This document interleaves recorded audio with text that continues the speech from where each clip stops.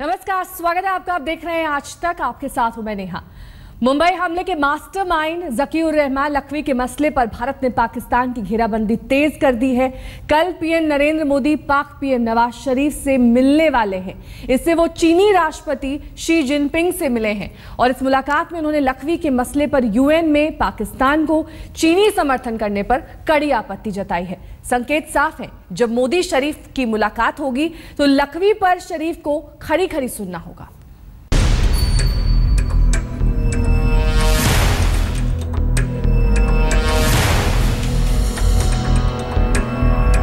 ज़कीउर-रहमान लखवी हिंदुस्तान का most wanted आतंकवादी, मुंबई पर 26/11 हमले का मास्टरमाइंड। मुंबई पर हुए आतंकी हमले में मारे गए 166 निर्दोष लोगों की मौत का यह आरोपी पाकिस्तान में खुलेआम घूम रहा है। हिंदुस्तान की तरफ से पेश सबूतों के पुलिंदों की अनदेखी करते हुए अदालत की आड़ में पाकिस्तान सरकार लश्कर-ए-तैयबा के इस आतंकी के खिलाफ कोई कार्रवाई करने से लगातार पीछे हटती रही है। लेकिन अब भारत ने लखवी के मुद्दे पर पाकिस्तान की घेराबंदी का मन बना लिया है और इसकी शुरुआत हुई रूस के ऊफा शहर में प्रधानमंत्री नरेंद्र मोदी और चीनी राष्ट्रपति शी जिनपिंग की मुलाकात से।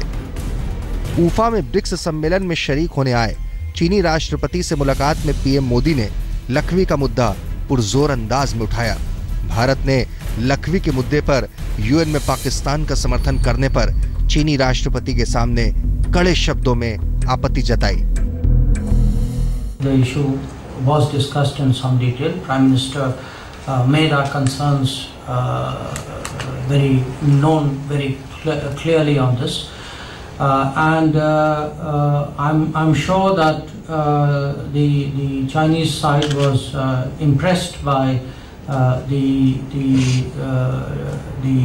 I would say clarity and directness with which he communicated our concerns.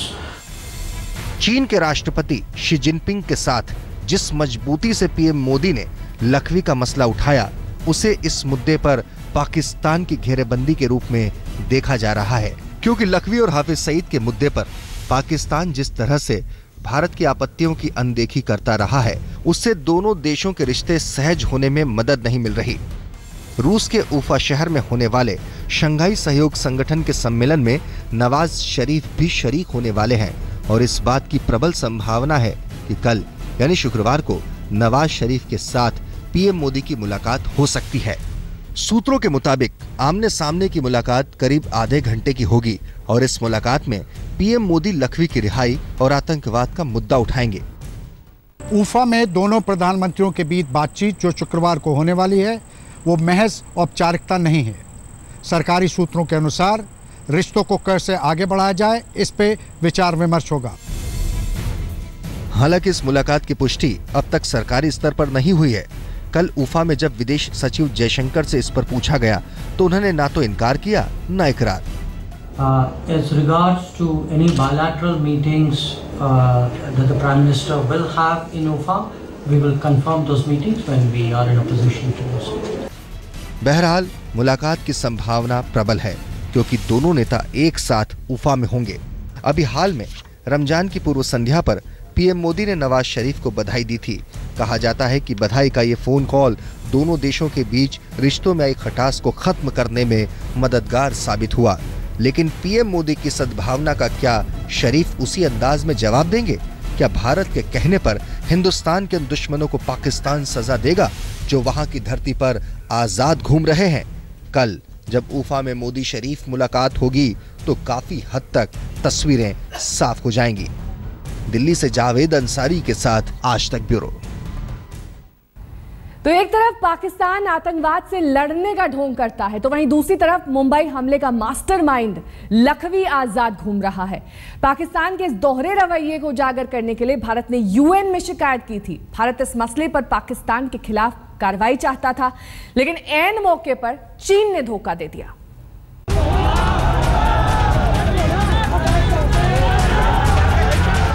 ये तस्वीर के अप्रैल की है, जब पाकिस्तान के रावलपिंडी स्थित अदियाला जेल से रिहा कर दिया गया था मुंबई हमले का mastermind ज़कीउर-रहमान Lakhvi.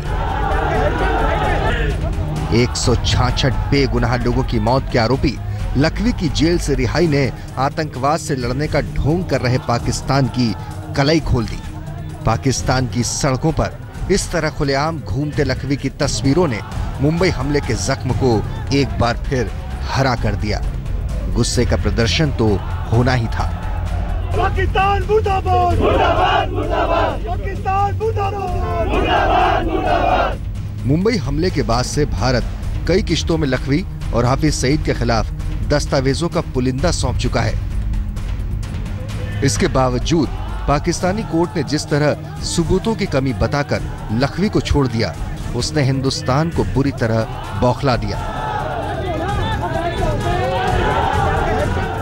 So however much they would claim, the speed of the trial, the duration of the trial, the progress of the trial are all matters on which Indian government has repeatedly reminded Pakistan that they have to walk the talk, and they hadn't done. And today they've gone to this extreme of much before the trial has even gone its full course, the person is released.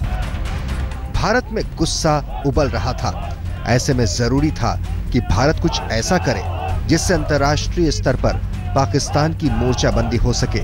लिहाजा भारत इस मसले को लेकर संयुक्त राष्ट्र पहुंच गया। संयुक्त राष्ट्र में भारतीय मिशन के प्रमुख अशोक मुखर्जी ने मई के महीने में सुरक्षा परिषद की प्रतिबंध समिति को चिट्ठी लिखकर इस मसले को उठाया था। भारत की तरफ से चिट्ठी में लिखा गया कि जकीउर रहमान लखवी की रिहाई यूएन के कानून का उल्लंघन है।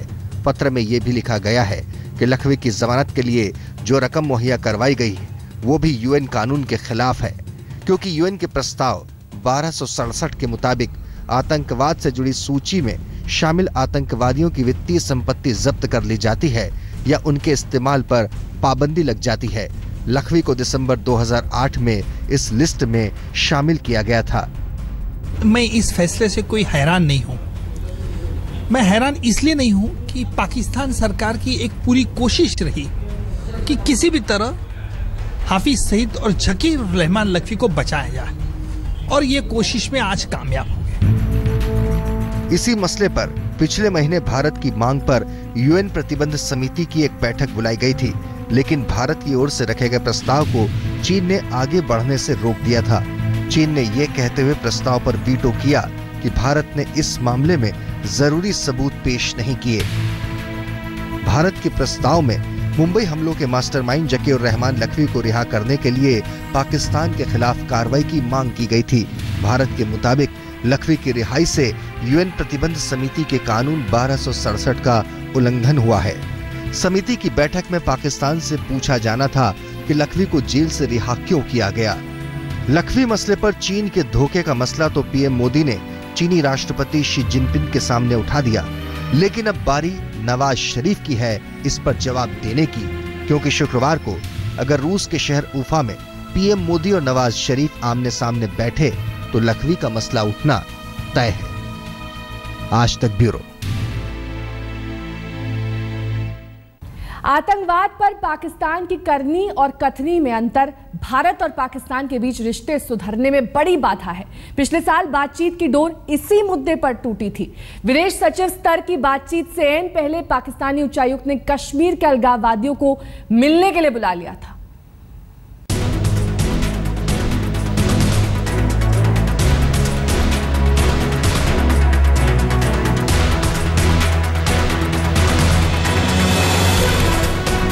रिश्तों में तलखियां हैं, मगर चेहरों पर मुस्कुराहट है। इस माहौल में जब जब हाथ मिले, गर्मजोशी अपनी जगह वाजिब दिखी। तो क्या रूस में भी इसी गर्मजोशी के साथ मिलेंगे भारत और पाकिस्तान के प्रधानमंत्री?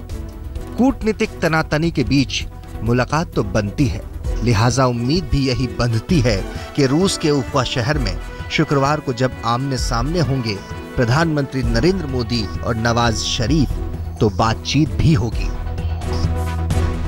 काठमांडू सार्क सम्मेलन के बाद मोदी और शरीफ पहली बार आमने सामने होंगे। काठमांडू में मुलाकात खटास के बीच हुई थी। दोनों नेताओं ने सिर्फ हाथ मिलाने की रस्म भर पूरी की, लेकिन उम्मीद जताई जा रही है कि रूस का खूबसूरत शहर उफा दोनों नेताओं को वो प्लेटफॉर्म देगा जहां दोनों द्विपक्षीय बातचीत के दरवाजे खोल सकेंगे। मैं नरेंद्र दामोदर दास मोदी ईश्वर की शपथ लेता हूं कि साल भर पहले देश की बागडोर संभालने के बाद ये प्रधानमंत्री नरेंद्र मोदी ही थे जिन्होंने शपथ ग्रहण पर शरीफ को बुलाकर द्विपक्षीय बातचीत का दरवाजा खोलने की कोशिश की थी।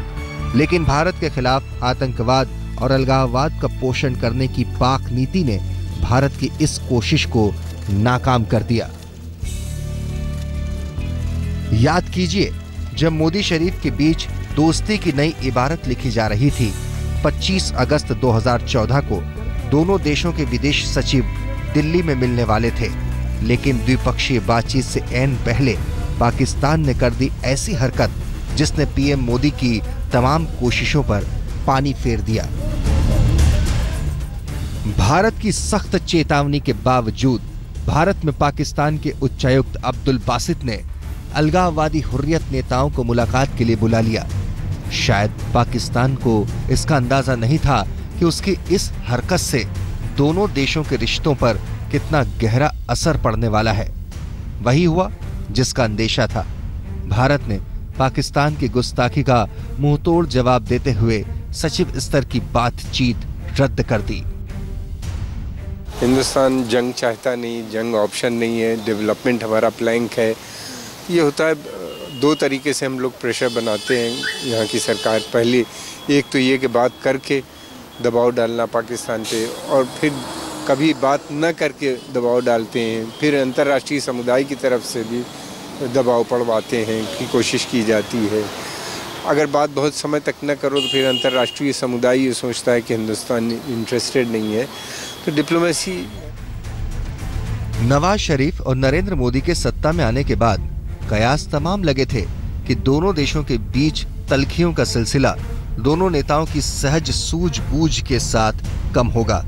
मगर दोनों देशों के बीच आतंकवाद का मसला दीवार की तरह खड़ा है। भारत की तरफ से शर्त है, पहले आतंकवाद और हिंसा का माहौल थमे, फिर सार्थक संवाद हो। लेकिन पाकिस्तान कहता है, आतंकवाद और हिंसा का शिकार वो भी कम नहीं, पहले बातचीत तो हो। लेकिन भारत को ये दलील मंजूर नहीं। शरीफ से संभावित मुलाकात और द्विपक्षीय बातचीत के सवाल पर विदेश मंत्री सुषमा स्वराज ने हाल ही में कहा भी था,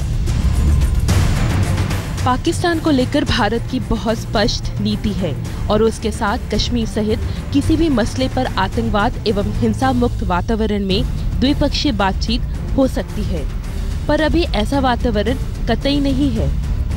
इसे पीएम मोदी भी पुरजोर तरीके से सामने रख चुके हैं।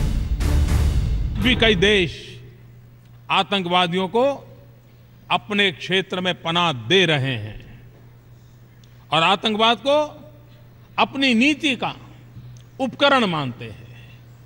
और जब good terrorism and bad terrorism ये बातें सुनने को मिलती है, तब तो आतंकवाद के खिलाफ लड़ने की हमारी निष्ठाओं पर भी सवाल या निशान खड़े होते हैं। उफा में मोदी और शरीफ मिलेंगे, सामने मसला यही बड़ा होगा, आखिर क्या रास्ता निकले कि 1 साल से बंद संवाद शुरू हो। मनजीत सिंह नेगी के साथ जावेद अंसारी, दिल्ली, आज तक। पाकिस्तान के प्रधानमंत्री नवाज शरीफ से पीएम मोदी की मुलाकात रूसी शहर उफा में होगी। पीएम मोदी मध्य एशिया के 5 देशों के दौरे में तीसरे चरण में इस वक्त उफा में है। मध्य एशिया के इस दौरे का पीएम का एक और मकसद है, आईएसआईएस के खतरे को लेकर मध्य एशिया के देशों के साथ व्यूह रचना तैयार करना। अपने 8 दिनों के मध्य एशिया दौरे से पहले जब पीएम नरेंद्र मोदी उज्बेकिस्तान पहुंचे तो कुछ इस भव्य अंदाज में उनका स्वागत हुआ।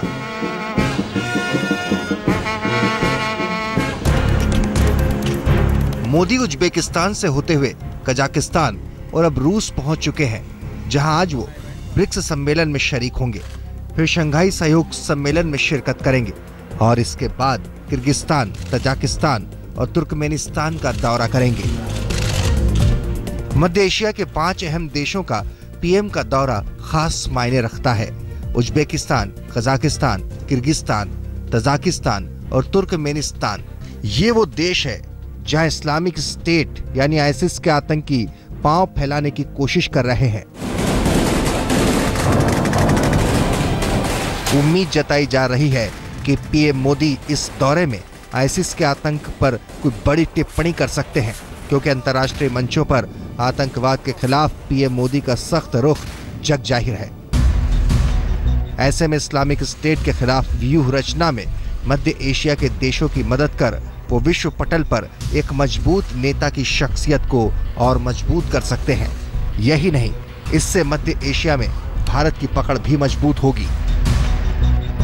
दरअसल सेंट्रल एशिया के इन इलाकों में आईएसआईएस के प्रति नौजवानों का आकर्षण बढ़ा है।